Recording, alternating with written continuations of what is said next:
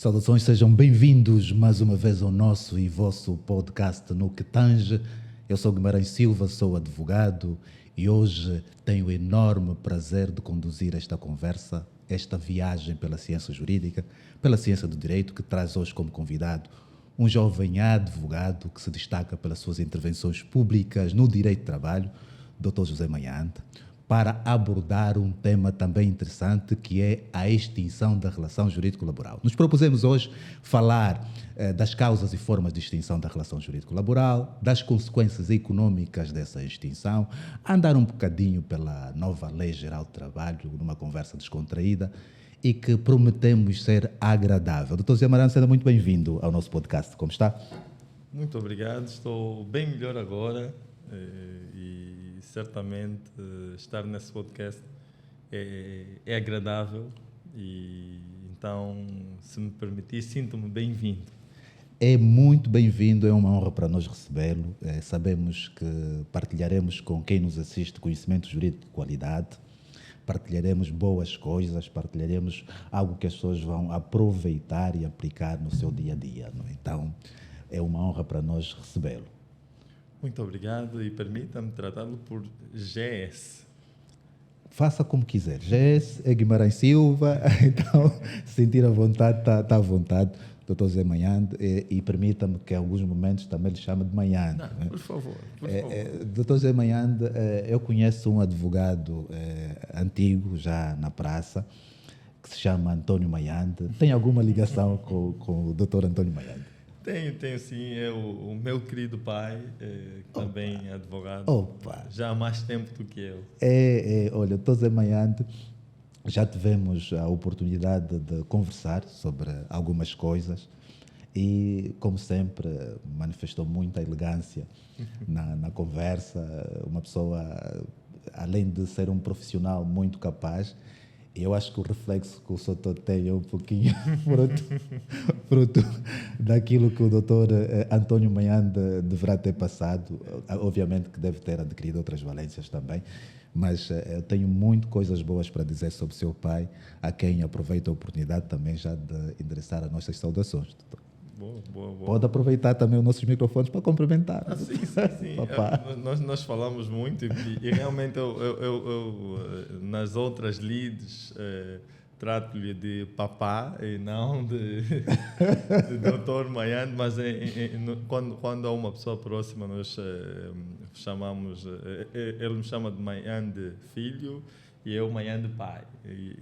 Sim, Mayande pai sabe que temos aqui grande estima e não tinha como. Eu sou fruto do investimento que ele fez em mim. Há um problema que eu tenho detectado, principalmente para os novos advogados, novos advogados, aqueles que se iniciam na carreira, que é um problema de mentoria, um problema de orientação. Sentiu por parte do seu pai essa orientação desde o início da sua carreira? Senti, e eu acredito que ele atuava de uma maneira que ajudou-me a ser, até certo ponto, autossuficiente. Porque muitas vezes, quando eu questionasse, se eu questionasse, por exemplo, olha, tenho essa tarefa da escola, queria saber a resposta. Ele dizia, olha, o livro X fala disso, pode pegar aquele livro, dar uma leitura. E também ele ajudou muito a desenvolver habilidades informáticas, não porque ele ensinou-me o beabá, mas porque das vezes que ele tinha uma peça ou algum outro documento para fazer, ele chamava-me para que eu escrevesse aquilo que ele fosse ditar. Então, isto ajudou-me muito a desenvolver habilidades informáticas.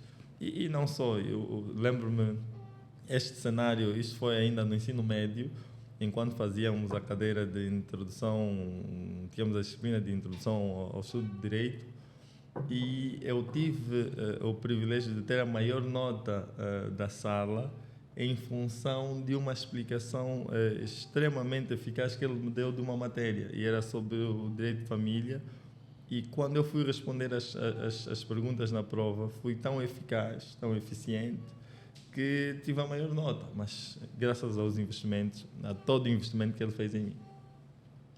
em si, não é? Pronto, que bom que assim foi.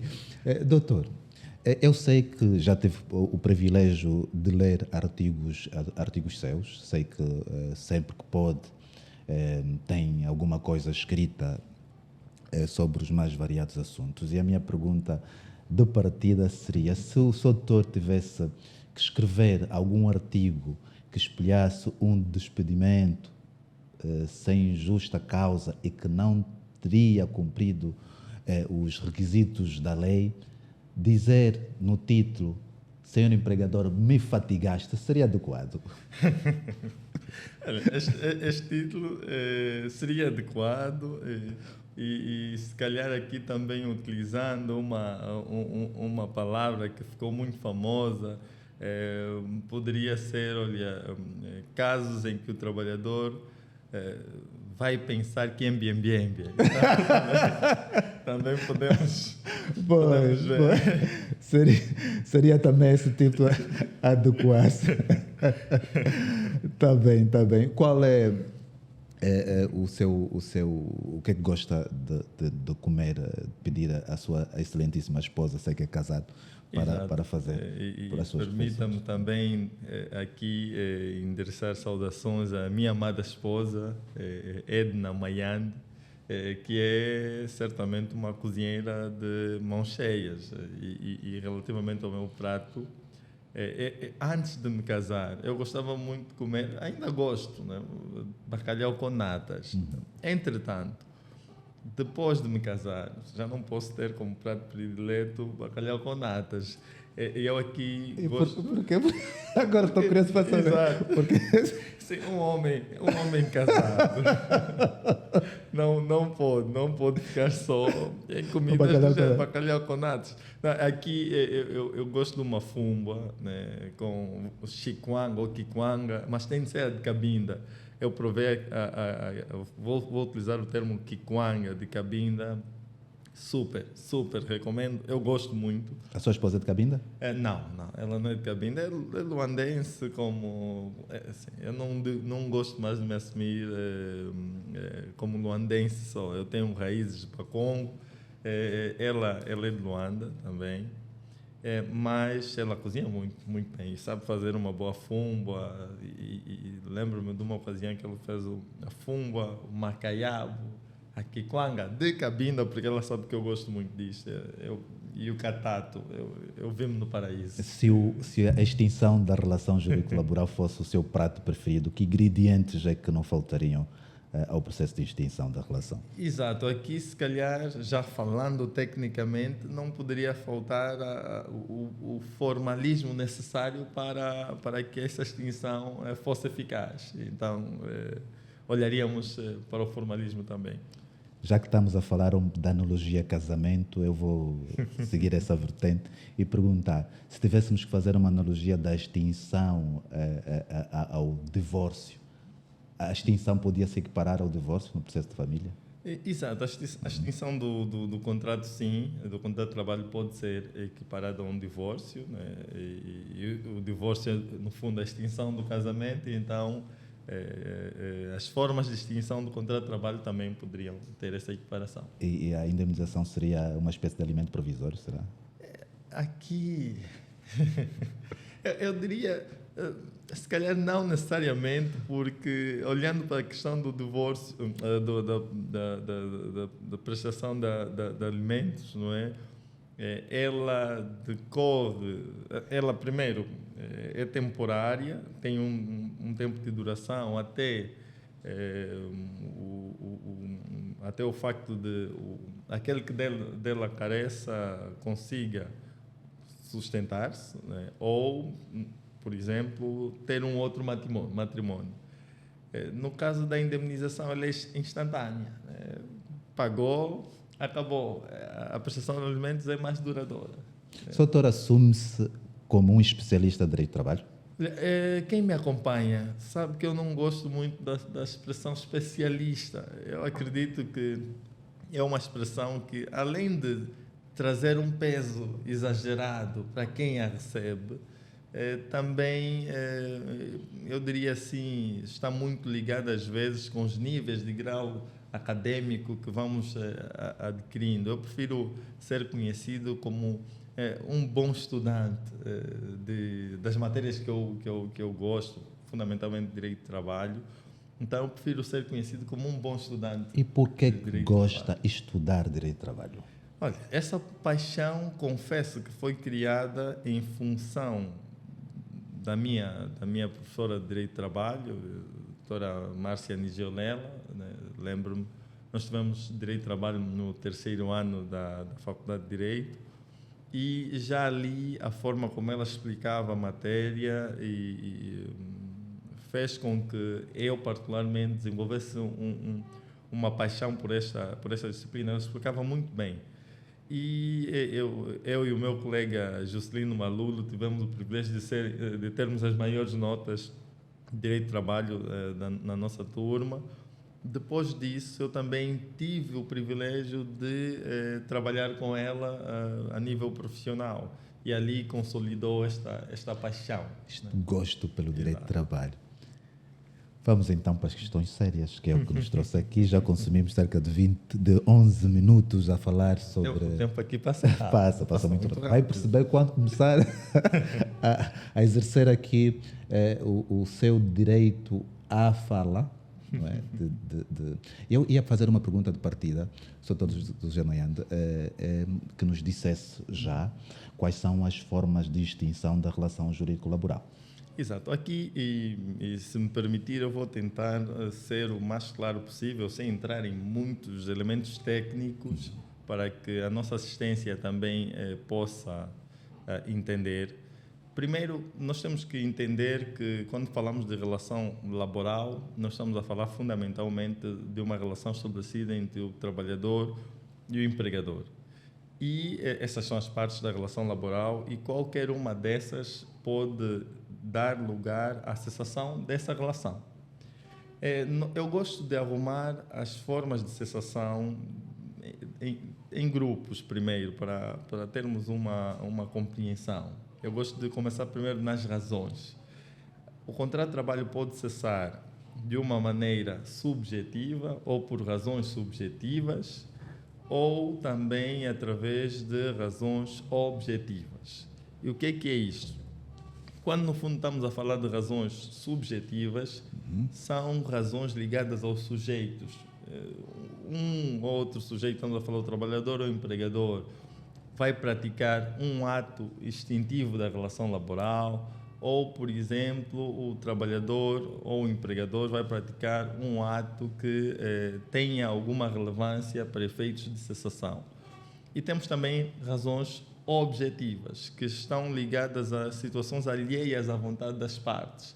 Não foi o trabalhador nem o empregador que pretendeu cessar a relação, nenhum deles praticou uma ação que violasse, por exemplo, o direito do outro lado, mas há aí um facto que, ocorrendo, poderá despoletar a cessação do contrato de trabalho. Então, arrumando nesses dois grupos, agora olhando, por exemplo, para aquilo que a lei transmite, nós vamos ter formas de cessação ligadas à iniciativa do trabalhador, formas de cessação ligadas à iniciativa do empregador, e essas formas de cessação que, ocorrendo um fundamento alheio à vontade das partes, também pode dar lugar à extinção do contrato. E aqui, sendo agora um pouco mais técnico, nós teremos a cessação por motivos disciplinares, e aqui estamos a falar do empregador instaurar um processo disciplinar que vai culminar com a extinção do contrato de trabalho. Teremos aquelas situações em que o trabalhador, sem qualquer tipo de fundamento, pode rescindir o contrato, que é a rescisão, no fundo, de forma unilateral. Ele não tem fundamento nenhum, a lei permite que ele possa extinguir o contrato. Ele também, em algumas situações, quando vê violados os seus direitos, também pode extinguir o contrato. E agora, olhando para questões alheias à vontade das partes, aqui falamos da caducidade. E, por exemplo, se o trabalhador falecer, o contrato extingue-se. Se o empregador falecer, nos casos em que o empregador, principalmente, seja uma pessoa singular, também o contrato extingue-se. O empregador, se, por exemplo, encerrar as suas instalações, também há caducidade do contrato. A reforma do trabalhador também dá lugar à caducidade do contrato. No âmbito objetivo, ainda temos aquelas situações em que o empregador, se tiver a passar por uma situação econômica difícil e que esta situação econômica impacte na sua atividade, ele pode também promover a cessação dos vínculos laborais. Então, falei aqui até já entrei em alguns pontos, mas se formos resumir, vamos falar aqui da possibilidade de cessação do contrato de forma unilateral, quer por parte do trabalhador como do empregador. Temos aquela cessação que pode decorrer da vontade das partes, temos a caducidade e aqui também no âmbito objetivo existe a possibilidade do empregador poder dar lugar ao despedimento por causas objetivas. O impacto da nova Lei Geral do Trabalho, que entrará em vigor agora em março, que impacto é que ela traz à extinção das relações jurídico-laboral e, ao explicar, por favor, faça a devida analogia ao regime ainda vigente, a devida comparação, melhor dito, ao regime ainda vigente, para que nós percebamos também as mudanças que se vão operar em função deste novo regime. Bom, aqui é importante dizer primeiro que nós não temos uma mudança substancial do regime de cessação do contrato de trabalho que a nova Lei Geral do Trabalho estabelece com a atual. Não há aqui um elemento novo. O que há, e aqui merece elogios, é uma melhor arrumação relativamente à matéria de cessação e as suas consequências na nova Lei Geral do Trabalho. A nova Lei Geral do Trabalho, fundamentalmente, começa por indicar que o contrato pode cessar por caducidade, já falamos há pouco tempo, revogação, que no fundo aqui transmite a perspectiva do mútuo acordo ou resolução, que é uma cessação que pode, unilateral, iniciada por qualquer uma das partes. Ela acaba por arrumar melhor, acaba também por utilizar mais os conceitos técnicos que a doutrina utiliza, mas em termos de substância, ela fala da mesma coisa com nomes diferentes. Então, nós não temos uma variação. As formas de cessação que a nova Lei Geral do Trabalho estabelece são as mesmas que nós temos na atual Lei Geral do Trabalho. Não há qualquer diferença. Aqui, se calhar eu pararia, porque se eu continuar a falar, aí eu vou para outros pontos. Não, esteja à vontade, esteja à vontade. Exato. Aqui, se calhar, nós podemos fazer alguma referência a alguns regimes em relação ao formalismo dentro de algumas situações, algumas formas de cessação do contrato. Era a pergunta a seguir. Exato. Aqui, por exemplo, quando nós estivermos a falar da cessação do contrato de trabalho por causas objetivas, mais concretamente nos casos de despedimento por causas objetivas, que é aquele que o empregador pode efetivamente fazer mão, há uma alteração inerente ao número de trabalhadores que pode dar lugar a um despedimento individual ou a um despedimento coletivo. Por exemplo, relativamente à atual Lei Geral do Trabalho, o despedimento individual é aquele que abarca até 20 trabalhadores. Despedimento individual por causas objetivas. Se abarcar até 20 trabalhadores, vai ser considerado individual. E se for mais de 20, nós teremos um despedimento coletivo. A nova Lei Geral do Trabalho reduz esse número, diz, olha, será considerado um despedimento individual aquele que abarca até 5 trabalhadores. E será um despedimento coletivo se for superior a 5. Então, temos aqui esta diferenciação. Ainda no âmbito dos despedimentos por causas objetivas, houve também um elemento interessante, que é o estabelecimento dos critérios de preferência. A lei atual não estabelece, deixa ao critério do empregador dizer quais são os critérios de preferência na manutenção do emprego. O que é isso? É, no fundo, quando há um despedimento por causas objetivas, é porque a empresa, por alguma situação, tem de reduzir o pessoal. E muitas vezes a questão que se coloca é, mas qual será o critério que a empresa vai utilizar para tirar o Manuel, né, E deixar o José. Exato. Ou Silva, né? Exato. Então, a lei atual não estabelece esses critérios, deixa que o empregador decida que critérios vai utilizar. Já a nova Lei Geral do Trabalho determinou quais são os critérios de preferência. O empregador já não vai dizer, olha, eu quero deixar o meu critério são os olhos azuis e não os verdes. Então já estão delimitados. Outro aspecto relativamente à cessação, que também, no âmbito objetivo ainda, do despedimento de causas objetivas, que vi como interessante, é que a atual Lei Geral do Trabalho não nos diz nada relativamente ao período em que deve ser pago, ou seja, no fundo, a consequência do não pagamento da compensação que o trabalhador tem direito nesses casos. A nova Lei Geral do Trabalho, concretamente nos casos do despedimento individual, diz que se o trabalhador não receber a compensação, nós não temos aí a produção do efeito extintivo da relação. Então, é um elemento interessante.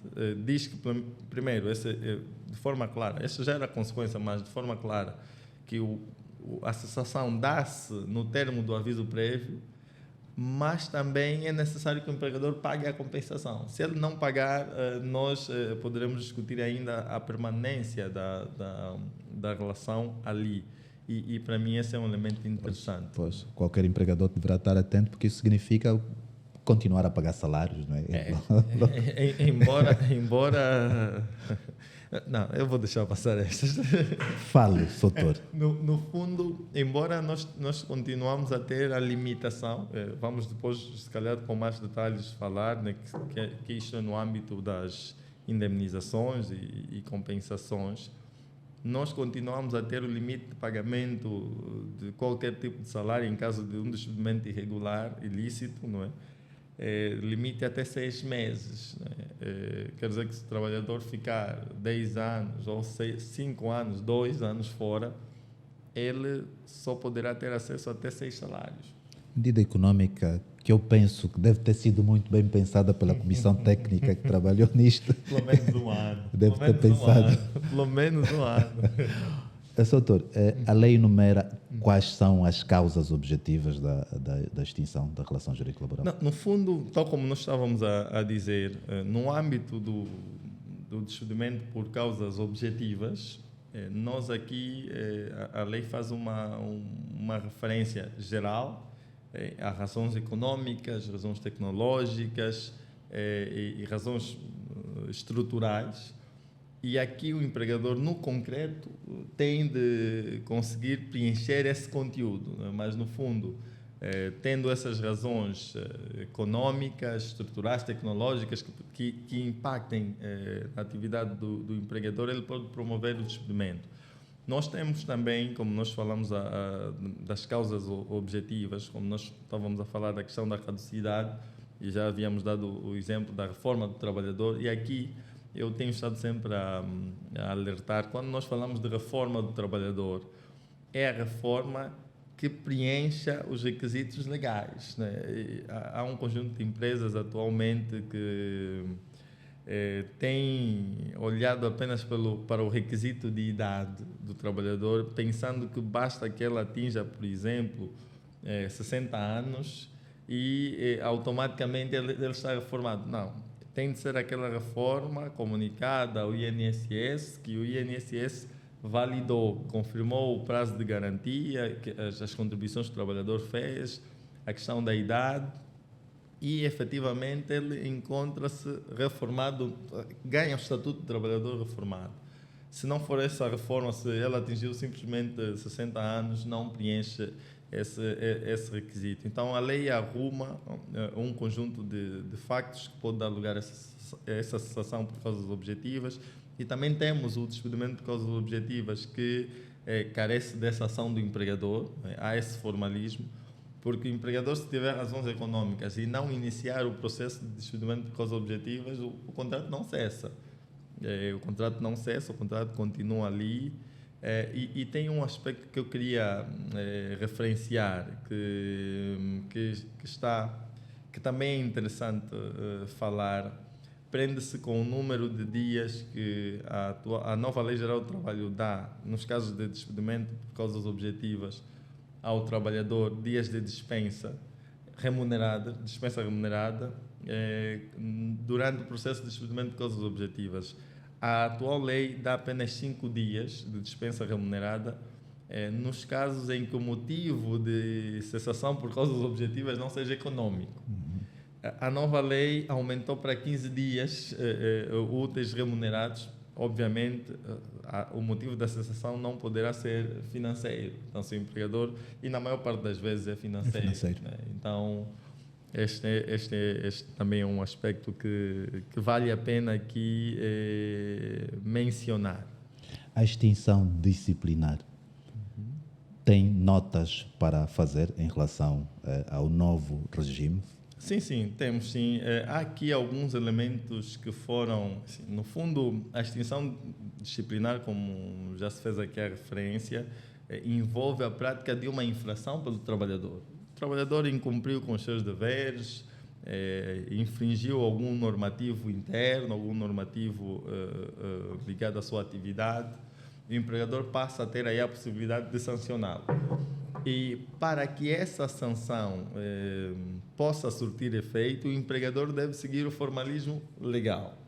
E esse formalismo significa, no fundo, estamos a falar da cessação por razões disciplinares, então já estamos a assumir que há aqui um despedimento disciplinar. Então, para existir, ele vai instaurar um processo disciplinar, vai convocar o trabalhador, seguir aquele formalismo todo.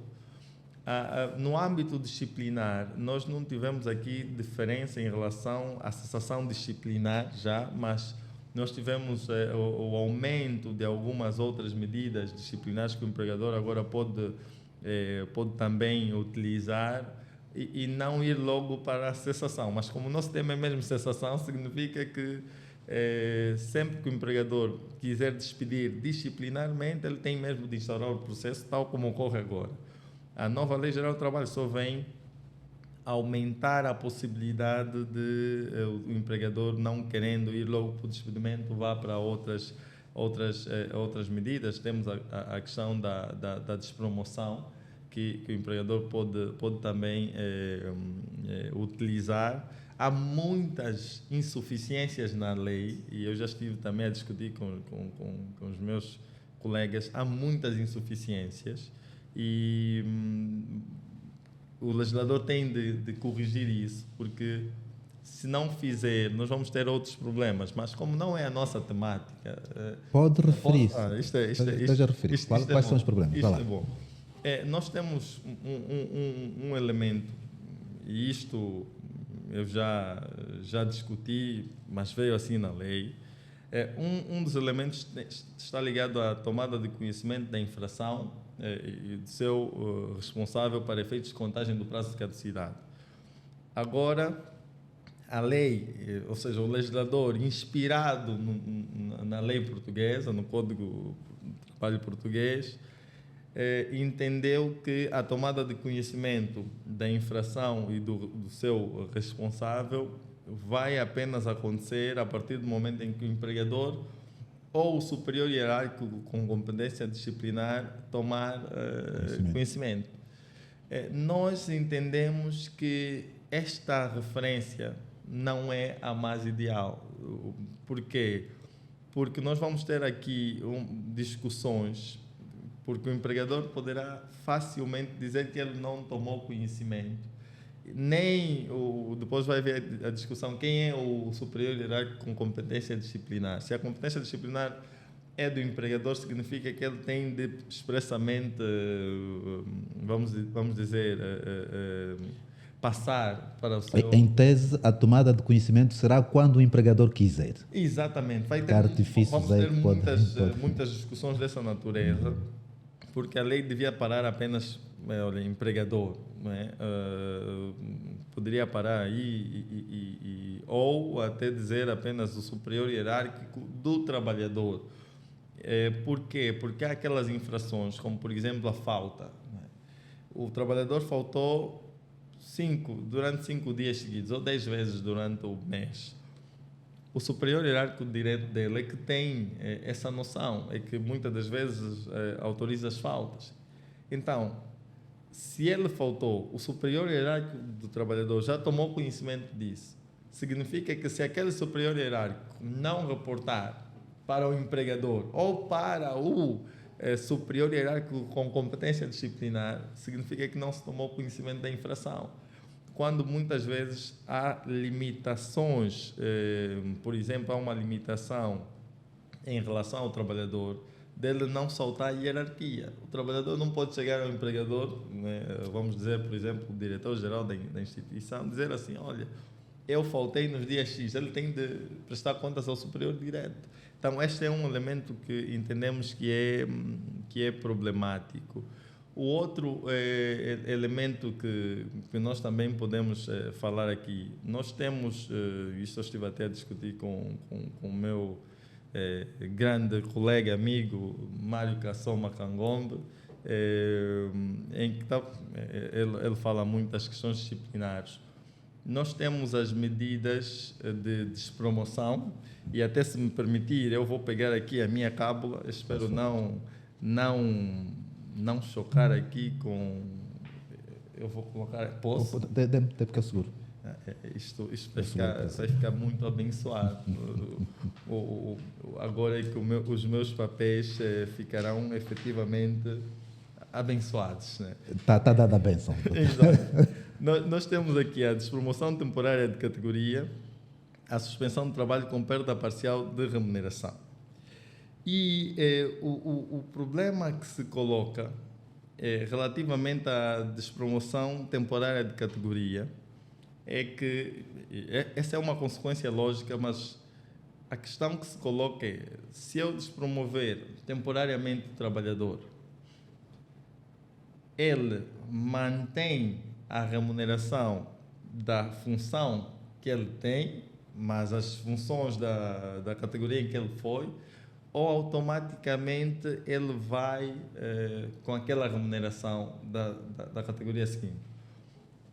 Uma ala defende que sim, se ele está a ser despromovido, a consequência natural é ele estar ligado àquela categoria em que ele foi despromovido.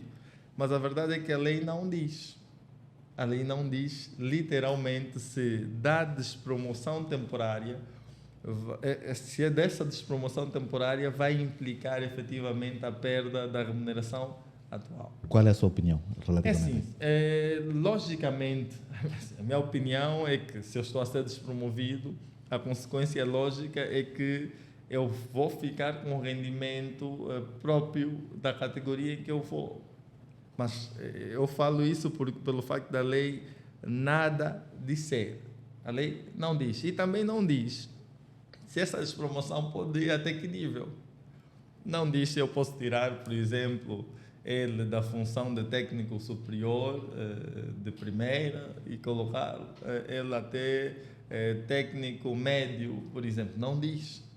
Então, temos mais outras situações que nos levariam a um podcast inteiro, mas Mas relativamente a essa questão, a essa segunda questão, qual é a sua opinião? Não, relativamente a esta segunda, e aqui quantos níveis de promoção é que são permitidos? Acompanho a posição defendida pelo Mário na conferência laboral que tivemos a oportunidade de organizar no ano passado, em que a despromoção teria de ocorrer na categoria imediatamente anterior, abaixo. Sim. Esta é a posição que eu acompanho, mas a verdade é que o legislador, poderia ser mais aspecto, claro, não é? não foi claro. Essas medidas a serem aplicadas, elas são sequencial, ou seja, aplica-se uma, a seguir outra e assim sucessivamente? Não necessariamente. O empregador não está obrigado a seguir essa linha, não é? Olha, vou primeiro administrar de forma oral, né? Depois vou registrar e depois, por exemplo, vou despromover até chegar ao despedimento. Ele não está obrigado a seguir essa lógica.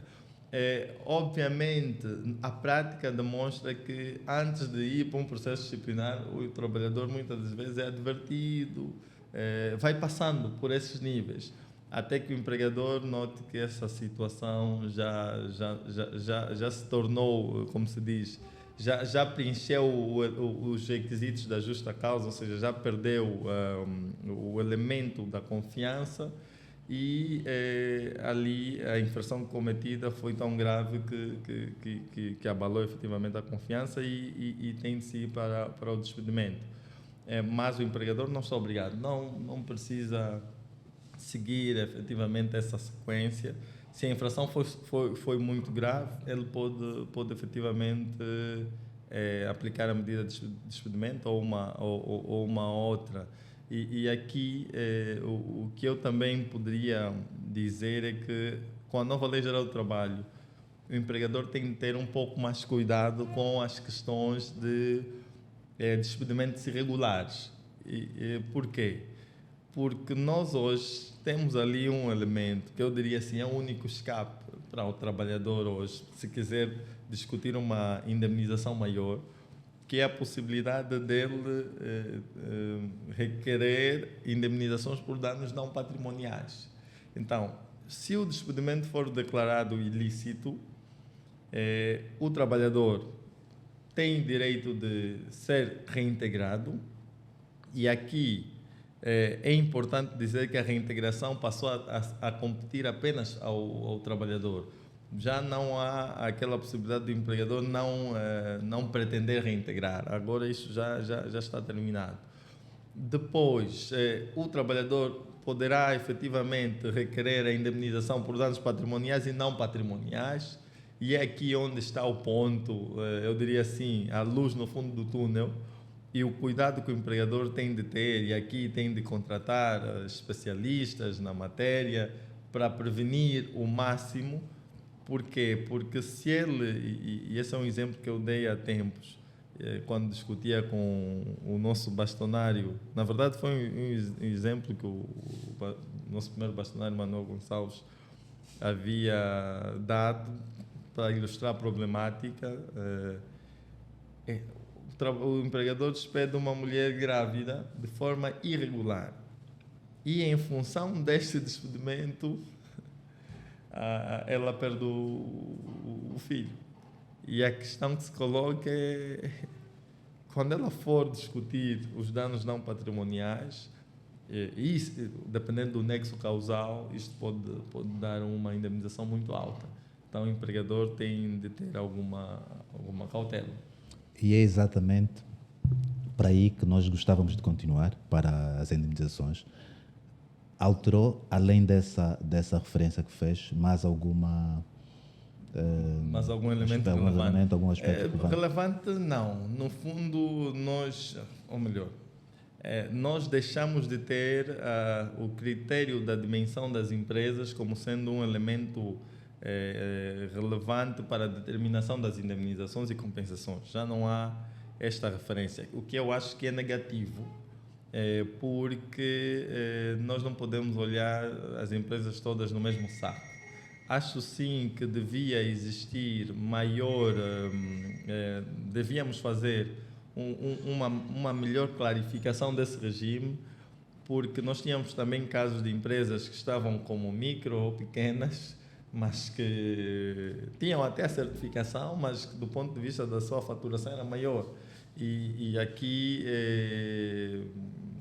a Winapen certificava como pequena ou micro, pagava aquela indemnização, tenho aqui a certificação, mas não, para nós, do meu ponto de vista, devia ser um método melhor trabalhado, mas não devia ser removido como foi, quer dizer, todos hoje são considerados grandes empresas. Depois, esse critério saiu e nós só temos agora a referência ao salário base e antiguidade. Mas em termos quantitativos, em termos de números, os critérios as consequências acabam por ser a mesma. Por exemplo, a indemnização por não reintegração continua a ser 50% de salário base pela antiguidade. Então, mesmo nos casos de caducidade do contrato de trabalho por insolvência, por exemplo, do empregador, também nós teremos 50% do salário base pela antiguidade. Então, As grandes novidades mesmo, em termos de benefício de discussão para o trabalhador, vai para a questão da possibilidade de discutir danos não patrimoniais. Mas também, ainda no âmbito da cessação do contrato de trabalho, e aqui explorando as consequências das outras, e isso tem trazido muitos problemas, que é a caducidade do contrato por decurso do prazo. O que é que ocorre aí? Nós celebramos o contrato para 1 ano, o contrato tem a duração de 1 ano e se eu pretender renovar, renovo. Se não pretender, não renovo. E o que é que a lei mudou? A lei aumentou, ou seja, está agora claro que para não renovar, o empregador tem de fazer um aviso prévio de 30 dias de antecedência. E se ele não fizer, se falhar apenas um dia, por exemplo, fizer com 29 dias de antecedência, ele tem de pagar uma compensação correspondente a 30 dias de remuneração. Então, isto está mudado, porque a atual lei fala de aviso prévio de 15 dias úteis e também a compensação corresponde a 15 dias úteis. A lei vem dizer 30. Nós também temos a questão do abandono de trabalho. Se existir um abandono, não há mudanças na questão do abandono de trabalho. O trabalhador, se for declarado em situação de abandono, o que vai acontecer é que ele vai indemnizar também o empregador com um valor correspondente a 30 dias.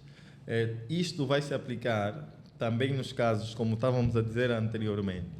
O trabalhador não precisa, e essa é uma vantagem do direito de trabalho, o trabalhador não precisa dizer porque é que está a cessar o contrato.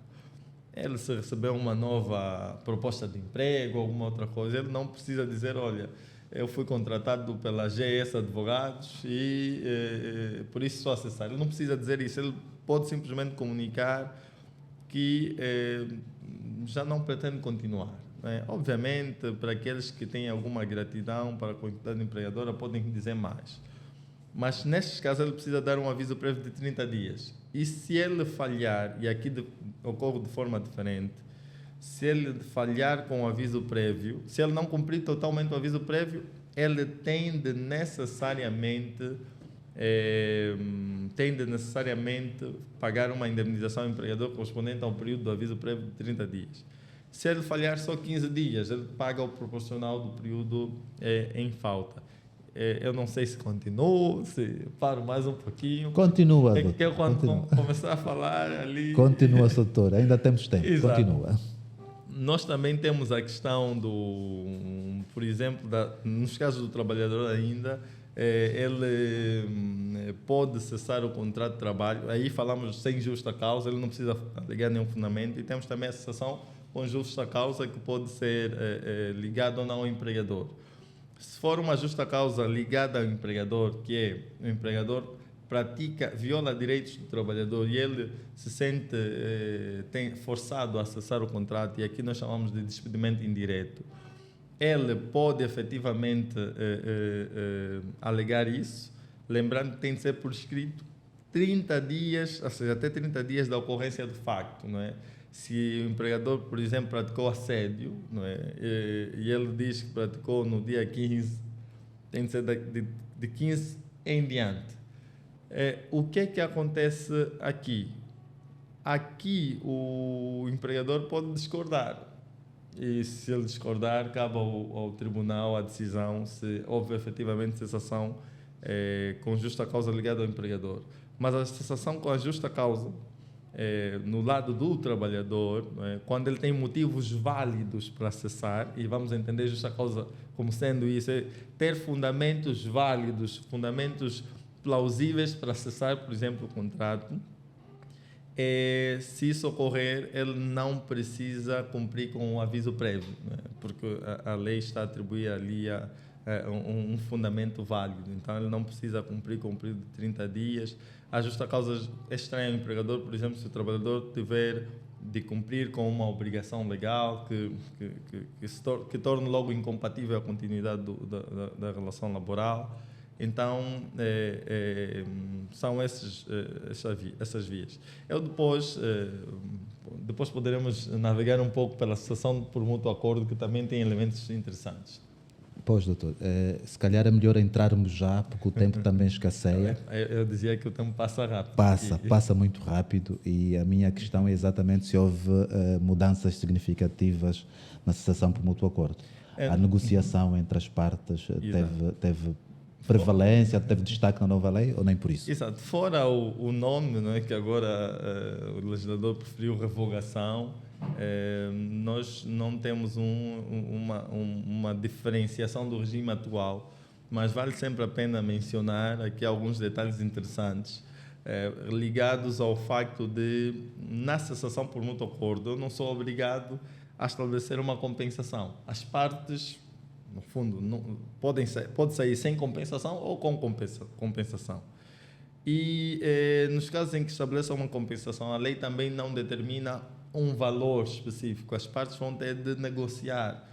Muitas vezes é utilizado o critério semelhante àquele que ocorre no despedimento por causas objetivas, que é um salário base por cada ano de serviço até o limite de 5 e 50% nos anos que excedem. Mas é importante falar que a lei não estabelece nenhum critério de compensação, as partes decidem. A proposta de cessação pode partir de uma como de outra, quer o trabalhador pode propor, o empregador pode propor também, embora quando a lei também aqui não estabelece, não diz, por exemplo, quando o empregador vem e propõe cessação por mútuo acordo, se não aceitar, fica aí um clima não tão bom. Quer dizer, o empregador vem, se me diz, olha, já não quero continuar, ele pode, mas se nós olharmos o sentido central, o trabalhador vai ficar com referência, ele já não me quer aqui. Então, isso cria efetivamente um atrofio no trabalhador. A manutenção do vínculo, não é? Do vínculo sadio, né? Exatamente. Né? E então é importante dizer que não há critério, as partes podem estabelecer o valor e o trabalhador não pode sair da empresa sem nada. Ele tem sempre direito ao seu fecho de contas. Doutor, no que diz respeito à extinção, identificou no atual momento quais são as discussões mais acesas que se fazem na doutrina angolana? E falar de jurisprudência agora é prematuro, não é? Mas na doutrina angolana, algumas críticas a respeito disso. Ao nosso sistema de justiça, né? Se me permitir depois. Anote isso e pode dizer sucintamente, porque temos ainda há algum tempinho que lhe permite responder a essas discussões doutrinárias e jurisprudenciais sobre no que toca à extinção da relação jurídico-laboral. Exato. Como eu disse, nós não temos um regime praticamente novo em termos de extinção, é o mesmo, e a única diferença é a arrumação. Há uma melhor arrumação que nós temos, e relativamente à doutrina, ainda não vi muitos colegas a criticarem propriamente o regime que nós temos em relação à extinção do contrato de trabalho. Não sei se daqui a algum tempo começam a sair as obras, mas daquilo que existir em termos de... pelo menos eu elogio a arrumação que agora se faz.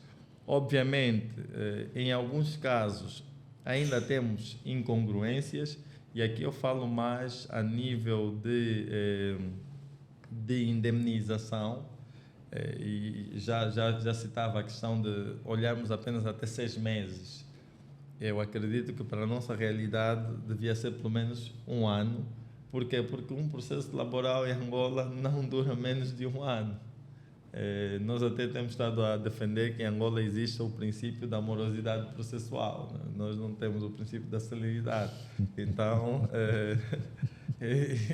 eu acho que a nova Lei Geral do Trabalho, como dizia no artigo que tive a oportunidade de fazer para o jornal Expansão, a nova Lei Geral do Trabalho não traz nenhuma medida de minimização do problema da morosidade. E nós os colegas vão ter que socorrer do expediente provisório que já existe, né? Alegar que não estão em condições, ou os seus constituintes não estão em condições de sustentarem, pedirem uma medida provisória para para aguentar até o processo. Essa é a saída, né? Essa é a saída, mas pronto. Sr. Doutor, eu perguntava a este ponto, acho que já referiu se o aviso prévio sofreu alguma alteração, não, acho que disse há bocadinho que sofreu alteração. Sofreu, né? agora relativamente aos casos de caducidade do contrato por decurso do prazo, né? Agora tem de ser 30 dias e a consequência da falta de aviso prévio ou da violação é do pagamento também da compensação correspondente a 30 dias. Doutor, eu acho que, de modo muito sucinto, nós acabamos passando uma viagem pelo regime de extinção. Só queria já para fechar que nos dissesse aonde está consagrado na nova lei o regime de extinção, de que artigo para que artigo, e aonde é que estava, onde é que está na lei em vigor ainda até março, onde é que estará ou está na nova lei. Eu não sou especialista em decorar, eu ia pedir apenas a minha cábula. Vou dar-lhe sim a cábula só para orientar, exatamente, ajudar quem nos assiste a localizar rapidamente. No fundo, o objetivo é só este mesmo. Exato, às vezes os nossos colegas dizem, mas como é que você não sabe do artigo? Não tem que saber, doutor. Nós não decoramos, temos que saber. nós temos de orientar consultar os colegas com base naquilo que a lei prevê. A nova Lei Geral do Trabalho consagra o regime da extinção da relação laboral dos artigos 274 e seguintes. A antiga, nesse caso, a antiga que é atual, deixa-me cá ver, salvo erro 198 e seguintes, salvo erro, exato, 198 e seguintes, na atual. Na nova, 274 e seguintes. Ali podem encontrar esta referência. Considera que ficou alguma coisa por ser dita que não foi dita? Se calhar apenas aqui fazer a nota que na nova Lei Geral do Trabalho o trabalhador passará a ter 120 dias quando ele for despedido, por exemplo, e quiser impugnar o despedimento, ele terá 120 dias, contrariamente ao que ele tem atualmente, que são 180. Então, se em 120 dias não impugnar o despedimento, ele já não pode discutir. Atenção, trabalhadores, que somos todos nós no fundo, de alguma maneira. Exato. Pronto. Doutor, muito obrigado pela sua presença aqui no nosso podcast. Tivemos muito prazer em tê-lo conosco. Assim que nos assistiu, se tiver dúvidas e achar que alguma coisa não foi bem esclarecida, o lugar certo é nos comentários. Faça os seus comentários, escreva para nós diretamente através dos nossos correios eletrónicos, que também vamos disponibilizar. E não se iniba, subscreva o canal para estar por dentro das novidades que temos para si. Esta temporada de Direito do Trabalho ainda tem outras intervenções. Já está disponível 2 intervenções antes dessa. Esse é o episódio terceiro, se não estou em erro, é o terceiro episódio da temporada sobre Direito do Trabalho. Seguirão-se a essa outras temporadas. Pedimos-lhes que fique atento, porque terá imensas novidades e, como eu sempre digo, os profissionais que aqui se sentam são pessoas de renome, são pessoas com vocação para falarem dos assuntos que vêm falar e falam com propriedade. Obrigado e até a próxima.